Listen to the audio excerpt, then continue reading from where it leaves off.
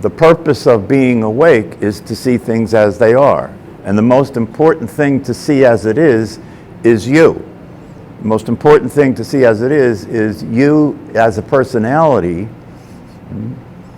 that is an identity that you have taken on unwittingly. You know, it wasn't like when you were a child they said, how would you like to go forward? You want to be a personality or you want to be the divine awareness? Which one do you want? We didn't have a choice, right?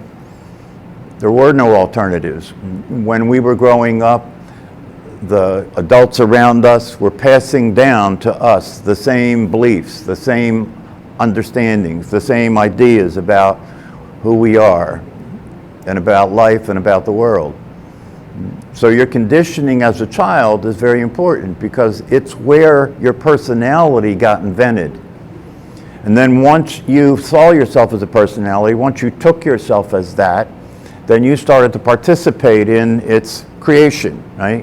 When you're a teenager, you start hanging out with friends that you like because of the way their personality is, and you start taking on different aspects of other people's personalities so you can embellish yours, right? Because everybody knows as a personality you want to look good, right? Because you're in competition.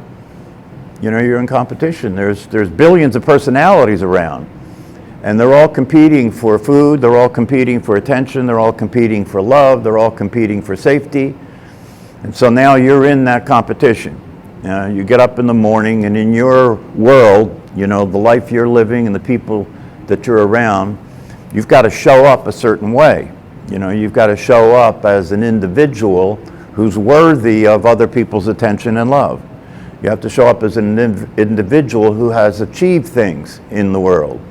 You have to show up as an individual that's worthy of other people's respect and recognition. And the idea is if you succeed at that, you'll be happy. You know, if you succeed in being able to attract other people's attention, get people to love you, get people to like you, get people to want to be with you, and that you'll get recognition, you'll get attention, and you'll be happy. The only problem with that is that's not what happens. You know, that's not what happens. Because the personality is a paranoid operation, right? So you may attempt to do all those things, but then you begin to discover that the achievements are never enough. There's always more to achieve. Right? There's always more to get, to have, in order to be satisfied. And so this is a neurotic existence. This is an existence that leaves you in a state of upset a lot of the time, frustration, discontent, conflict. And this becomes a stress. This becomes a burden that you carry as you're trying to get through life and live life. And life becomes, instead of life becoming a exciting adventure, life becomes a dreary, dreadful opportunity, a dreary, dreadful situation that you wake up to in the morning and look forward to the evening when you can go back to sleep again. Now, this is the typical way that people are living their life. You know? And the way they understand it collectively is that it's not because you did anything wrong, it's not because you made a mistake, right? It's because of the way the world is. If the world would be different, you could be happy. It's the way other people are. If they would be different, you could be happy. This is the paranoid outlook of the personality. But through the practice of meditation and through relaxing the nervous system and calming the mind, we can get to a point where we can see past that and realize that there is a fundamental mistake that is the source of the whole mess. And the fundamental mistake is the idea that we are a personality. I mean, that you are this character, that you have this self-concept that you are, that we actually believe we are that. We believe that that's real, that that's alive. And that personality that we believe is real and alive wants to be happy. Right? But it suffers and it's frustrated a lot of the time because it's a program, and the program that it is not programmed to be happy. The program that it is programmed to survive. So no matter what you do to try and be nice and be kind and be happy to other people, as soon as they behave in a way that the system identifies as being threatening, right, then you deal with them as if they're the enemy. This can be very disturbing. This can be a very disturbing experience, you know, to be doing your best to try and get along in life with other people, doing your best to try and express love and be loved by other people, especially the ones that are close to you, and consistently find yourself in conflict with them and questioning their loyalty and questioning who they are and questioning whether the relationship works. This is the way it goes for human beings, and so people end up on medication. You know, people end up trying to get through life instead of enjoy life. People end up trying to negotiate a relationship so they can get along because their patterns of behavior constantly get into conflict with other human beings and with the people that you're close to. And when that happens, you have no way of controlling the way the nervous system causes you to behave. You either withdraw or you attack. And there's all kinds of mind games that people play along those lines to try and avoid being dominated and to be in control and dominate other people. That's the life of the personality. It's not a pretty picture.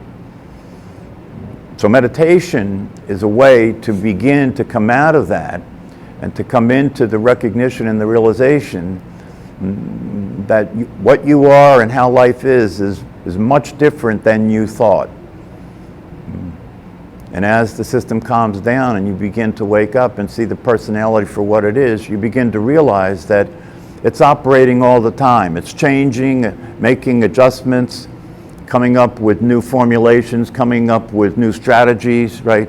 Figuring life out, figuring other people out, right? So it can avoid, you know, being threatened and somehow find happiness. But the happiness can't be found because the personality is a self-concept. It's a concept. It is not real. It is not alive. It is not awake. So satisfaction, well-being, happiness, and peace can't be experienced by something that doesn't exist. It's impossible. Right? But people, because they don't have any sense of their real self, people pursue happiness and peace. Try and figure out, you know, how it works. And for most people, they have it figured out that to get what you want is equal to being happy. Even though all of us, since we were children, have gotten what we wanted again and again and again, right? And it never worked. It never had us end up being happy. It lasted for a brief period of time, and then we were dissatisfied again, and we wanted something else. So this pursuit of happiness is an ongoing project that never gets completed. And that ends people up feeling anxious, frustrated, depressed, etc. And then when they get into that state, all they're trying to do is get relief from the process. You know, I was using a process to get happy, and now I want relief from that process because that process is so disturbing and dissatisfying, and it makes me question myself. It makes me question whether I'm crazy. It makes me question whether I know what the hell's going on at all. But I don't say that to other people because that would make me vulnerable. And my nervous system is a survival system, so you don't say or do things that make you vulnerable. So the practice of meditation is an opportunity to awaken, to wake up. And it's an interesting situation because the waking up isn't something that happens. The waking up is not something that happens. The waking up is realizing that you're not the personality and moving your attention from that thought process that keeps manifesting the personality. And if you do that, the awareness that is your true nature is already there. You know, so the waking up is not something that happens. You're already awake. You just stop being distracted by a thought process that tells you that you're something other than what you really are. Follow that? I'm working on it. That's good. Don't work on it. Don't work on it. Be an ice cube in warm water. Well, that's all you got. Your conditioning is all you got. Right. You know, try and think a thought that doesn't come from your conditioning. Exactly. You can't do it, right? Yeah, your conditioning is all you got.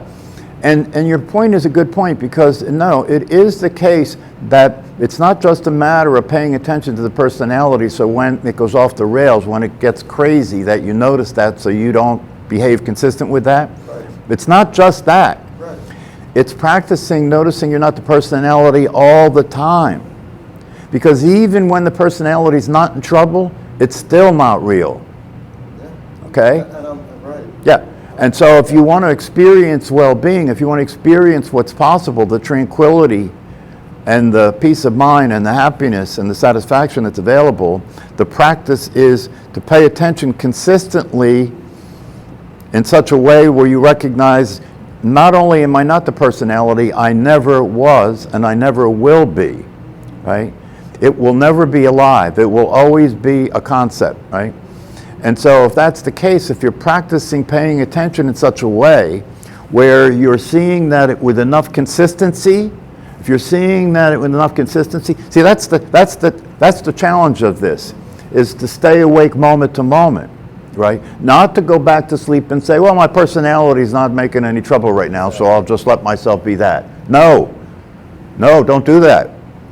No, because that personality can't be happy, right? So the idea is to pay enough attention to the personality consistently enough that it loses its reality so thoroughly, right, that it drops. And when it drops, you're no longer experiencing yourself to be that. That's the wake up. And so when it drops, from that point on, you're never considering yourself to be the personality. Thinking happens, but when you look at it, you're just watching a program run all the time, good and bad, right? Because the program that's running, it's a survival operation. It cannot experience well-being. It sees the world as either neutral because it's not threatening me, or threatening because it is threatening me. There is no enjoyment of being alive in that world. See? When you wake up, the things that you considered to be ordinary and not sufficient to produce happiness and produce well-being and produce excitement and adventure, the things that were ordinary, like your ordinary life, light up, and you find that the ordinary world that you didn't pay much attention to because it wasn't that, it wasn't that exciting, So you didn't realize the reason it wasn't that exciting because you were on a mission. You didn't have time to look at the world and enjoy it. You were on a mission to stay alive, to survive, right? To get through this. You can hear it in the language when people talk, I'm looking forward. Why are you looking forward? How about now? I'm looking forward to the weekend. Well, how about now? Now I'm looking forward to next year, Or when you get older, you do both. I'm looking forward and looking backward. Oh, I'm just enjoying remembering what happened when I was a young person. Or I'm just enjoying thinking about the next holiday that's going to come. And while you're doing that, you're not paying attention to the only reality that exists, which is what's happening right now. You're living in a dream. You're living in a dream. And there's no satisfaction and fulfillment available in that process. You're trying to remember things to feel good about. You're trying to think of things that will happen in the future to feel good about, but it doesn't deliver. It doesn't deliver. The only way it delivers is now watch, this is how crazy it is. The only way it delivers is it takes you away from what's happening now, which the program sees as the place where the real threats are, right? The program sees what's happening now as where the real threats are. So if I can be preoccupied with what happened in the past or the future, I don't have to be there for the threats. Which is crazy because the realization of your true nature is the waking up to the fact that you cannot be threatened. Your true nature cannot be threatened. That's one of the things about this that makes it so important and so valuable. It cannot be threatened. What you are cannot be threatened. And because what you are cannot be threatened, the operational agenda of that program is now not valid. It's no longer valid. Nothing can happen to you. You weren't born and you can't die. This is why it's important to come to a deep understanding of the truth in terms of what your nature is, in terms of its invulnerability, in terms of the fact that it has no form. How's it going to be threatened? It has no form. It's very much like the space in this room. It has no form. Whatever happens in it can happen without threatening anything because it can't be threatened. That's the nature of your nature. It can't be threatened. And it's very important to sit with that and have a deep realization of that so that you stop surviving. Nothing can threaten you. You're not afraid of anybody anymore. You're not afraid of death anymore. You're not afraid of the circumstances anymore. When people around you behave in ways that you used to consider to be threatening, you now just smile. Just smile, because it doesn't hit me anymore. It goes right through me. You see, because I'm formless. There is no form. Before you wake up and realize there is no form, when things come at you, they hit you, because you identify yourself with a form in time and space. But when you wake up and realize your true nature, there is no form. There's a body here, right? So yeah, something can hit this body if it's physical, right? Okay, got it. But other than that, the personality is a concept. Personality can't be hurt either.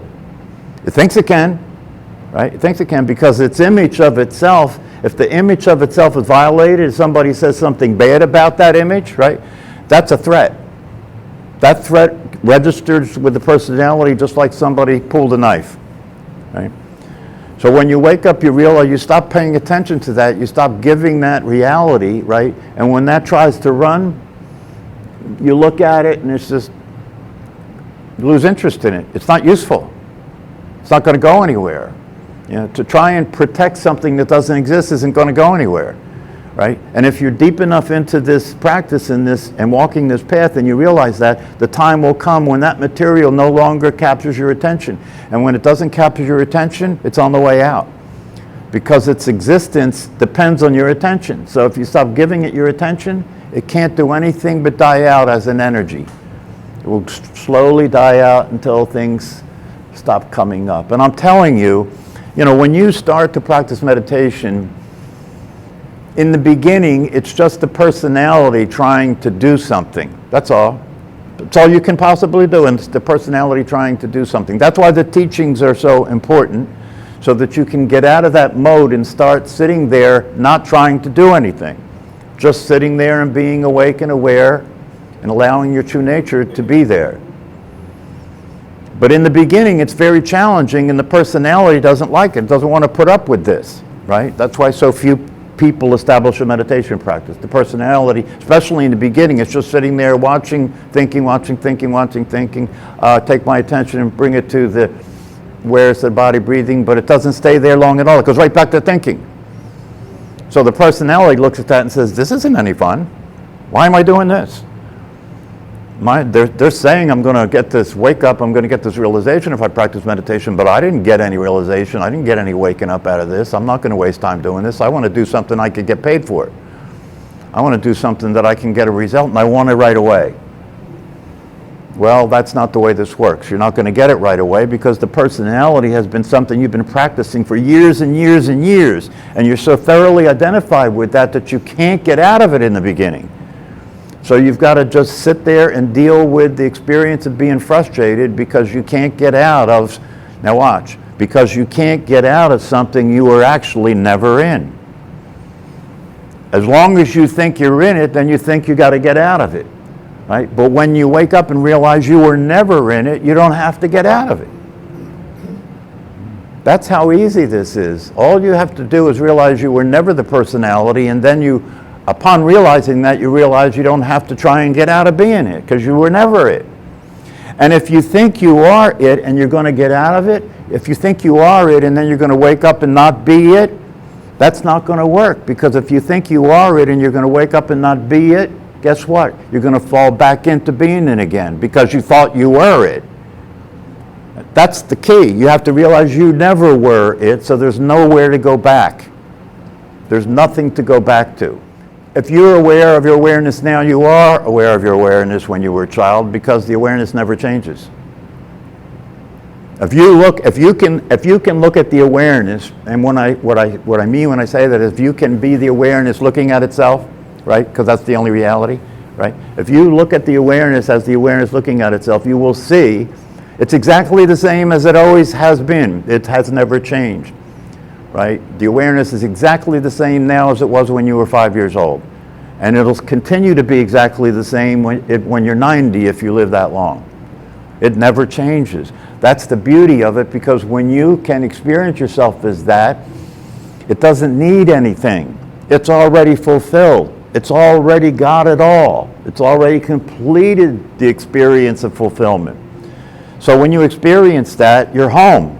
Not only are you home, but you realize you've never left home. You've never been anywhere but home. You just thought you were somewhere else, that's all. That's why we're moving our attention away from thinking when we practice meditation, because that's where the lies are told. That's where the concepts live. That's where the ideas that confused us exist, that had us believe that we were something that we were not. So it's not going to, you're not going to just hear this, and because you hear this, you're going to flip out of it. No. It's going to continue to play. It's embedded in your brain. It's a neural pattern process. It's embedded in your brain. It's mechanical. When the right situation pushes a button, you get triggered.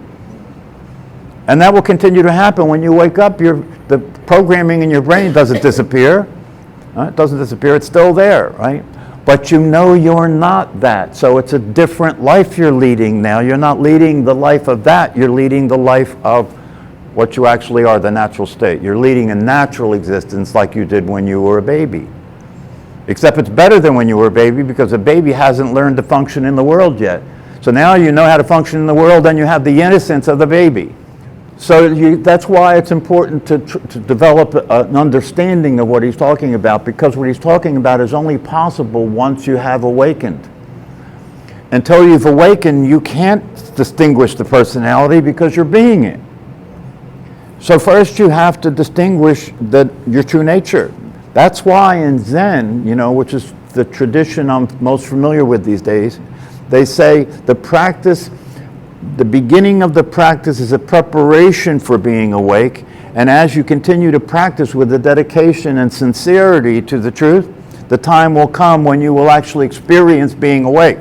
And when you experience being awake, now you have a place to see the personality from.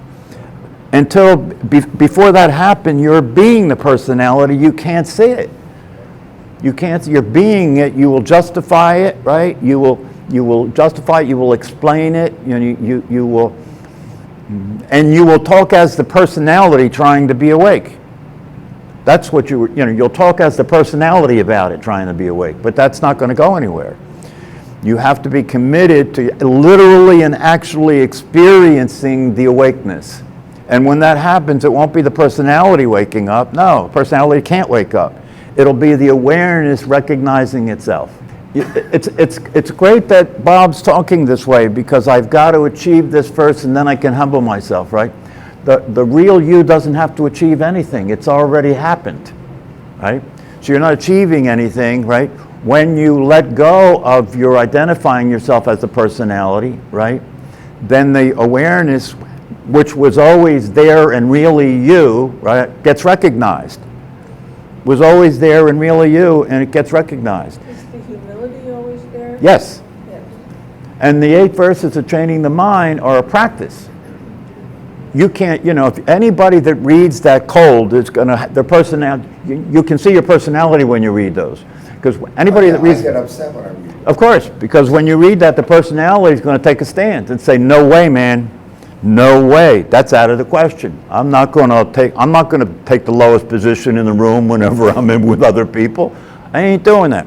But the reality of it is, if you practice the 8 verses of training the mind, no matter how much reaction you have to it as a person, if you practice that, it will bear fruit. And the reason it'll bear fruit is because you're not the personality that doesn't like those 8 verses.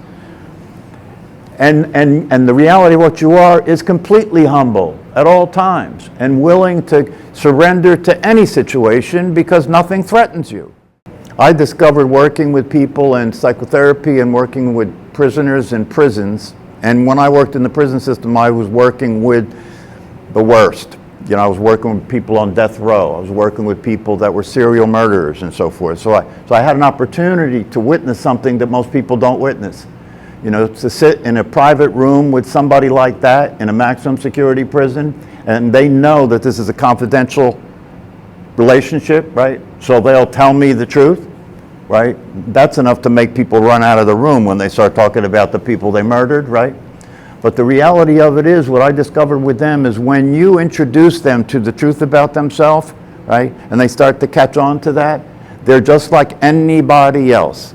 Because no matter what you've done in your life, no matter what trauma you think you've experienced, no matter what terrible things you did, when you wake up you realize that that had nothing to do with your true nature. Nothing. That's why forgiveness is so important in this, right? Give yourself back the original state that you were in. That's forgiveness. Give yourself back that. Forgive yourself for things that happened that were not a function of who you really are. They were a function of a conditioned reality that was programmed for survival, right? And if you were brought up in a socioeconomic situation where people around you were acting crazy all the time when they felt threatened, that's what you learned. So that's what you did. But I saw guys in prison wake up the same way as anybody else wakes up. And when they woke up, they were a completely different human being. No matter what they did. Yeah, the only reason it's difficult for you is you haven't yet totally surrendered. You're still willing to play the mind games that people play with the idea that you can still win the games. So is that some genetic flaw that I have? No.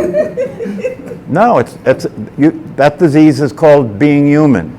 So it has to get to a point where it has its own identity and it has an understanding of reality, right? And once that's the case, the suffering starts, because that's a separate self, right? But then when the suffering gets the person to a point where they surrender and they're willing to wake up, that's what being awake is. Being awake is seeing things as they really are and realizing that you used to see it a different way when you thought thinking about it was giving you accurate information, and now you know that that's not true. It's much easier to just look and see instead of think. It's much easier to just look and see instead of think. What do you have to think about? You can look and see things as they really are. If you think about it, it's going to process it and turn it into a goddamn mess. It's true.